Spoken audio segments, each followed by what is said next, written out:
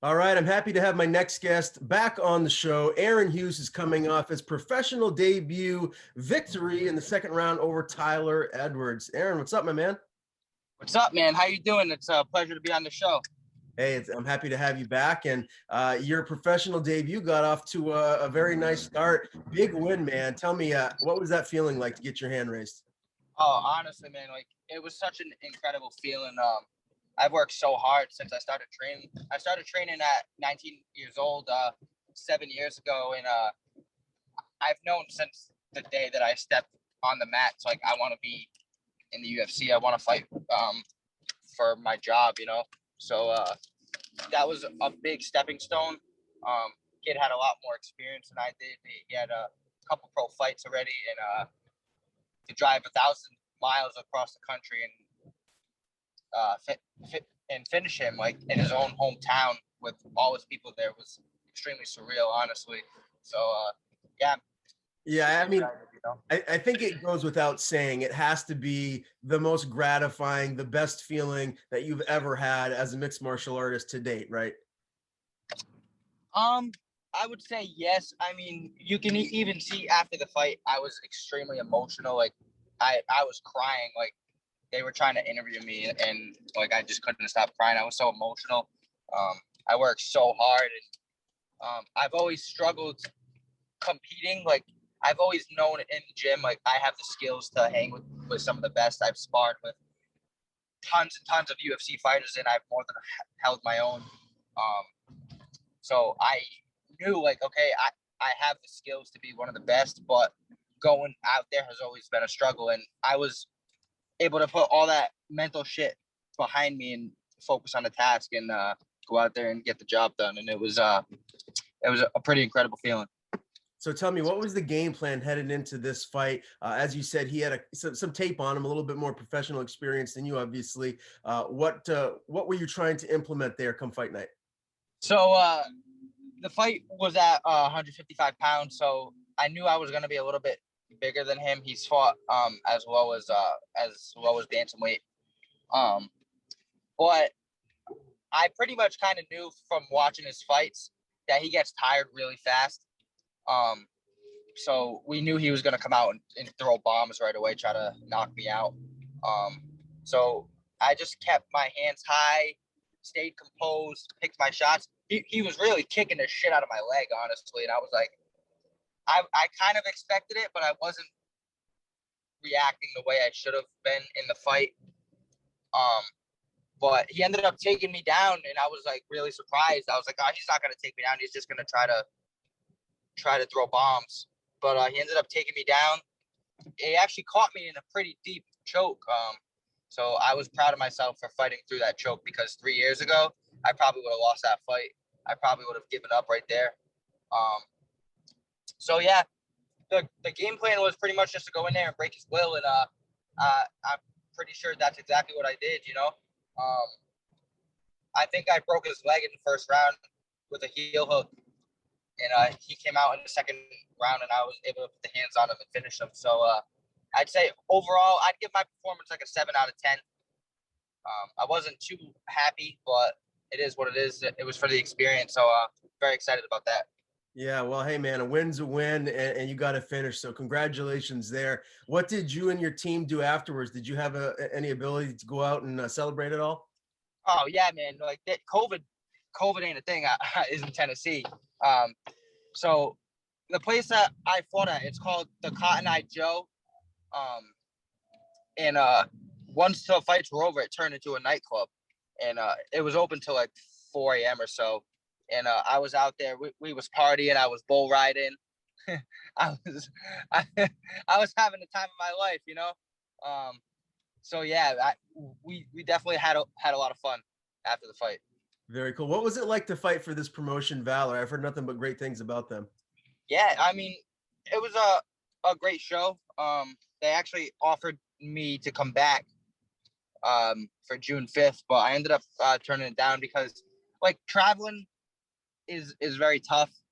And flights are expensive, and I'm really not making that much money, so I can't be affording to lose money to go fight. So ultimately, I turned it down. But I would definitely fight for them again if the opportunity was right. But yeah, great show, man. Great venue, great people. Everybody was very friendly and nice. It's no Cage Titans though. I'll tell you that. I love Cage Titans. I love fighting for Cage Titans, but it's good to see that they're coming back too, June 19th to Mass. But ultimately, I got a big opportunity coming up. I can't really speak too much on it, but it's for a bigger promotion, and I'm focused on that right now. So just started camp this week, so 8 weeks. I'll be back in there again. Very cool, man. I'm excited to see you fight here again soon. I do want to ask you, what went behind the decision to turn pro? Has this been something that you've been really zeroing in on and hoping to, which obviously you just did, but like, tell me, I guess, your decision to go ahead and forego the amateur ranks and turn professional. Yeah, so I had 10 amateur fights. I didn't have the best record. I was 4-6, but after my last amateur fight, November of 2019, I talked to my coaches, and they came to the conclusion that, hey, like, you're ready to go pro. So I had taken the next card off. The next Cage Titans card was January of 2020, and I took the card off to just train a little bit more, improve. But then I signed a contract. I was supposed to fight April of 2020, my pro debut in Maine for NEF. And I mean, ultimately, like, everything happens for a reason, man. COVID had other plans, which at the end of the day, I'm kind of happy that it got postponed, because I ended up getting an opportunity that I probably wouldn't have received, fighting across the country. And I learned a lot about myself mentally and physically in the last year, and I've improved so much. My mental state, my mindset, so at the end of the day, COVID was a blessing, and yeah, the decision to go pro. I mean, I had so much experience as an amateur, and I know I want to fight in the UFC, Bellator, PFL. Doesn't really matter. I just want to be one of the best in the world. So, yeah, it wasn't a hard decision to make. Yeah, well, I appreciate you elaborating on that and talking about your evolution and everything, because one of the things that I guess someone from the outside looking in, someone that's not on your team that doesn't see you every day, they might look at your amateur record at 4-6 and be like, well, why is this guy turning pro? Maybe he needs to get some more wins. But just tell me, like, how much better are you now versus earlier on in your amateur career? Like, I'm sure it's night and day. Yeah, I'm a lot better, man. To be honest, it was never really a skill thing for me. Like, I've definitely improved a ton skill wise. Like, I train my ass off every day, 3 times a day. And I'm working full time. I'm going to school, so mentally, I've improved so much. Like, I know now the things that I have to do to make it to the next level. Like, my teammate just made it on the Ultimate Fighter. I have another teammate who fights in the UFC. A bunch of guys fighting for Bellator. So training with those guys every day, like, gave me the push. And they always tell me, like, dude, you're so good. You're so good. You have all the skills, like, to be at that next level. And hearing that every day is like, wow, like, yeah, I may have the skills, but why do I keep fucking losing? And I don't think it was ever a skill thing for me that I had such a bad record, because I've sparred with some of the guys in the gym that I fought, and it was like, how did I ever lose to this guy? And it's completely different when you're training in the gym every day, and there's not 3,000 people watching you and people screaming, and it's very intense, man. And I always get super nervous in my own head. And I started working with a sports psychologist and reading a lot of books and just meditation and just visualizing every day. And that's brought my game to the next level, like, truly brought me to the next level. And I started like, cornering fighters and stuff, and they're like, dude, I'm so nervous. And I'm like, at the end of the day, man, everybody gets nervous. But but you can't let the nerves overcome you. Like I always tell them, like, you're doing this because it's fun and you want to and you enjoy it, not because you have to. So don't let the nerves take over. And once I started realizing that, I started just having so much fun, started succeeding so much more, man. So I'm the Aaron Hughes who fought November of 2019 in his last amateur fight wouldn't last a round with the Aaron Hughes now. Honestly, I would finish him in the first round. So it's pretty crazy how much I've improved in the last 2 years. So yeah, oh, big time. But mostly mentally over skillfully. Like I get better every day skill wise, but my mental state is at like I'm unbreakable.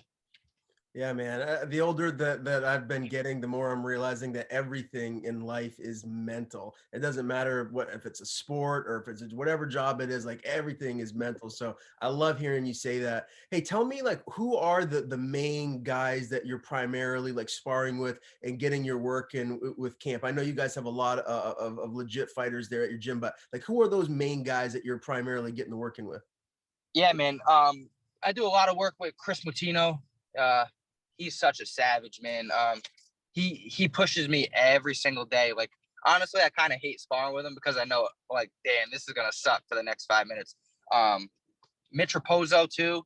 He's away filming for the Ultimate Fighter right now, so I'm not really training with him at the moment, but we go at it every day in the gym. Like a lot of guys who don't fight but should fight, like this kid Ryan Lavoy that I train with. He's such an absolute savage, man. So if he does fight, New England better watch out because he's gonna hurt some people. I've been going up to Lozon's too Saturday mornings. Nate Andrews, Connor Matthews has been coming down.